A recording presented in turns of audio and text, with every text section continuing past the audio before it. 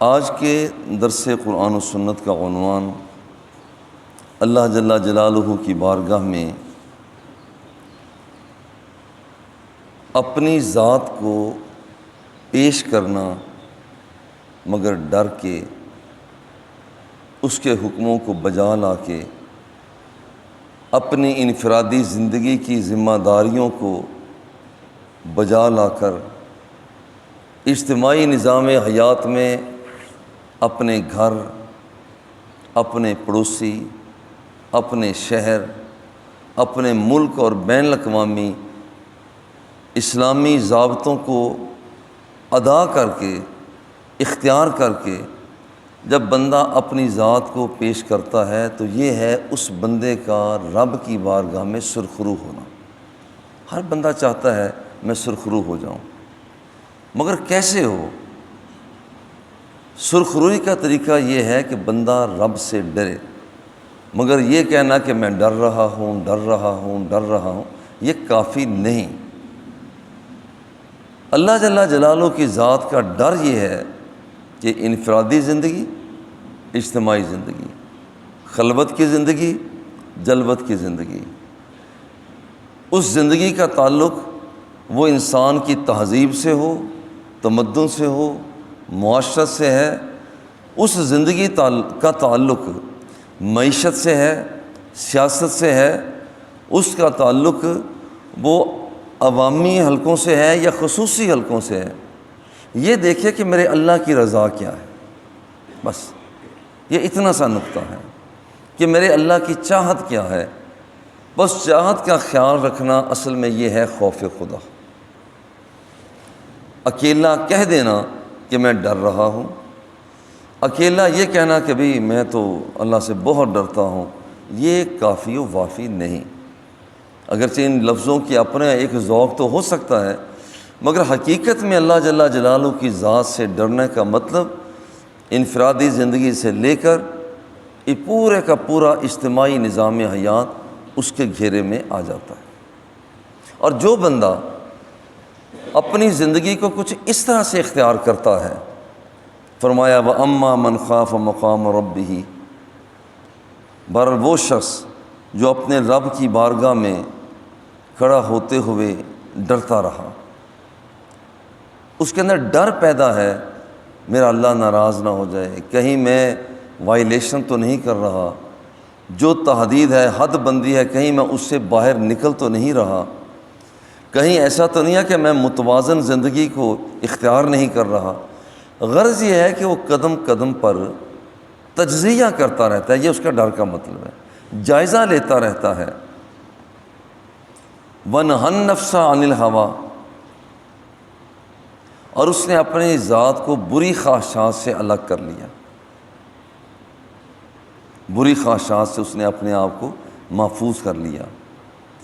جب اس نے بری خواہشات سے اپنے آپ کو محفوظ کر لیا تو اب اس کا صلہ کیا ہوگا؟ فرمایا فَإِنَّ الْجَنَّةَ هِيَ الْمَأْوَىٰ، دیکھو بے شک جنت الفردوس ہی اس بندے کا ٹھکانہ ہے۔ یعنی صلہ کیا ملتا ہے؟ اللہ کی بارگاہ میں ڈر گیا، اب صلہ کیا ہے؟ صلہ یہ ہے کہ تو نے اپنی زندگی کے تمام پہلو اللہ جل جلالہ، رسول اکرم صلی اللہ علیہ وآلہ وسلم آپ کے حکموں کے مطابق تو نے ڈھال دیے، تو اس کا نتیجہ یہ نکلتا ہے کہ بندے کو رب ذوالجلال جنت الفردوس کا مالک بنا دیتا ہے۔ دیکھیے اللہ رب العزت بندے پر کریم بھی ہے، اور پھر یہ ہے کہ جو بندہ اس سے ڈر جاتا ہے اس کو صلہ بھی بڑا پیارا ملتا ہے۔ حضرت ابو ہریرہ رضی اللہ تعالی عنہ اس کے راوی ہیں، فرماتے ہیں کہ رسول کریم صلی اللہ علیہ وآلہ وسلم کو ارشاد فرماتے ہوئے سنا، اور یہ روایت متفق علیہ روایت ہے، الجامع الصحیح للبخاری، الجامع الصحیح للمسلم۔ ان اللہ خلق الرحمۃ یوم خلقہا مئۃ الرحمۃ، اللہ جل جلالہ نے جب رحمت کو پیدا فرمایا تو اس وقت 100 حصے اس کے کیے، رحمت کے 100 حصے کیے، فَأَمْسَكَ عِنْدَهُ 99 رحمہ، 99 درجے اس نے اپنے پاس روک لیے، باقی رہا ایک درجہ رحمت کا۔ وَأَرْسَلَ فِي خَلْقِهِ كُلِّهِمْ رَحْمَةً وَاحِدَةً، جو رحمت کا ایک درجہ ہے اسے اپنی تمام تر مخلوقات میں بکھیر دیا۔ صرف رحمت کا ایک درجہ تمام تر مخلوقات میں وہ بکھیر دیا، اور 99 درجے رب ذوالجلال نے اپنے پاس رکھے ہوئے ہیں۔ فَلَوْ يَعْلَمُ الْكَافِرُ بِكُلِّ الَّذِي عِنْدَهُ عِنْدَ اللَّهِ مِنَ الرَّحْمَةِ لَمْ يَيْأَسْ مِنَ الْجَنَّةِ۔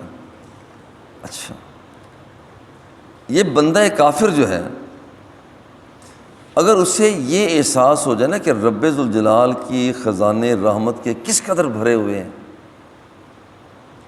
تو وہ کبھی جنت سے وہ بندہ بھی مایوس نہ ہو، حالانکہ کافر ہے۔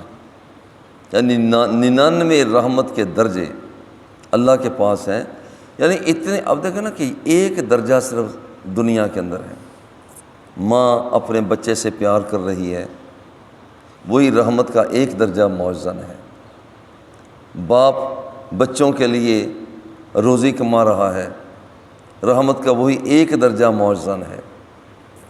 جتنے بازار کھلتے ہیں، جتنی ہستیاں ہیں، جتنی بستیاں ہیں، جتنے جانوروں کا آپس میں پیار ہے، جتنے انسانوں کا پیار ہے کائنات کے اندر، جتنا کچھ بھی نظر آ رہا ہے، آسمانوں میں، زمینوں میں، جنت الفردوس میں، بہشت میں، بہاروں میں، مرغزاروں میں، رحمت کا ایک درجہ کام کر رہا ہے۔ لیکن رحمت کا ایک درجہ یہ کام کر رہا ہے، صرف ایک درجے کا یہ کمال ہے، تو 99 درجے جب ملیں گے تو ان کا کیا کمال ہو۔ تو یہاں پر ہوا کہ لم ییأس من الجنت، تو پھر کافر بھی وہ جنت سے مایوس نہ ہو۔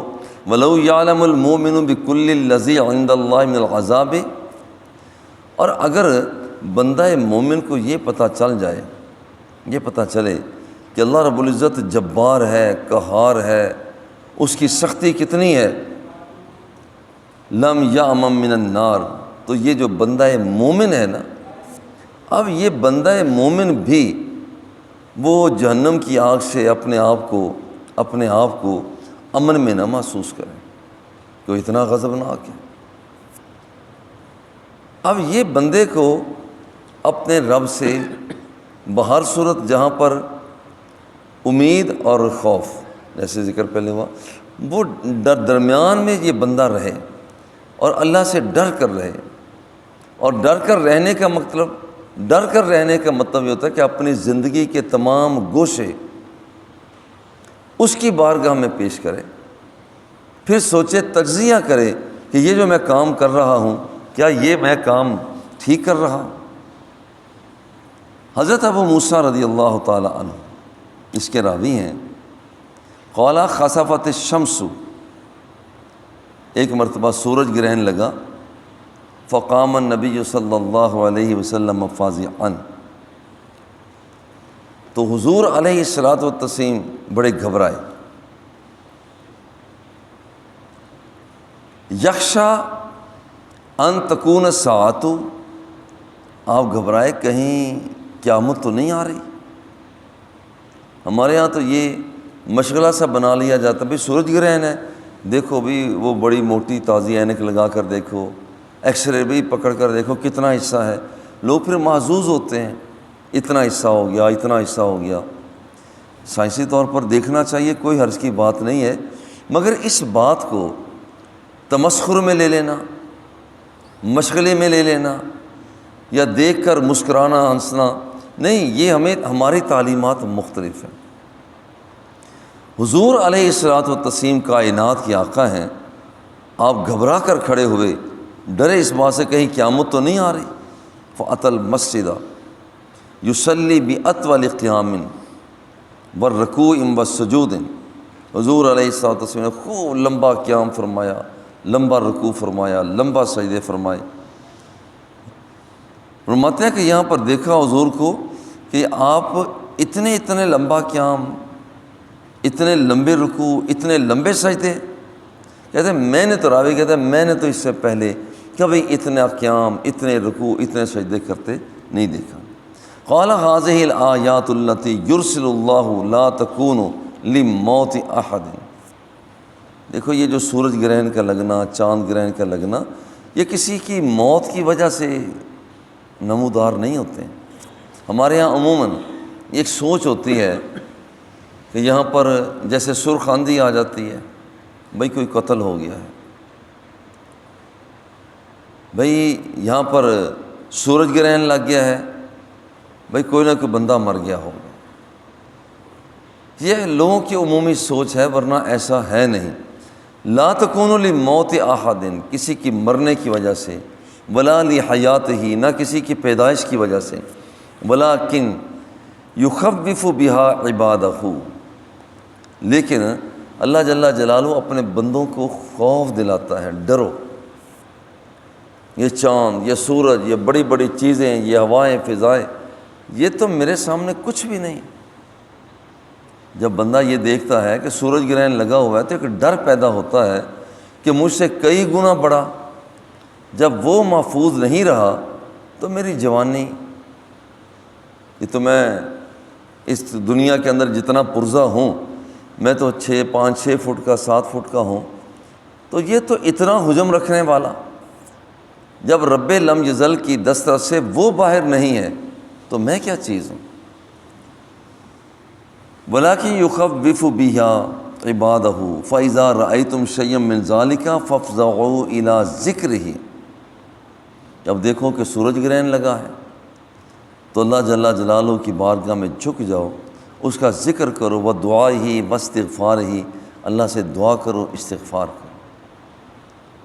تو اللہ کا ڈر، اللہ رب العزت کی ذات کا خوف جب یہ بندے کے ساتھ چلتا ہے تو بندے کو وہ جہنم کی آگ سے یہ خوف بے خوف کر دیتا ہے۔ بندے کا خوف بندے کو جہنم کی آگ سے بے خوف کر دیتا ہے، کیونکہ جب بندہ ڈر ڈر کر زندگی بسر کرتا ہے تو یہ قانون قدرت کے مطابق ہے، قانون فطرت کے مطابق ہے، اور جو بندہ قانون قدرت کے مطابق زندگی کو بسر کرتا ہے، اللہ جل جلالہ اس کی زندگی کے اندر حسن پیدا کر دیتا ہے۔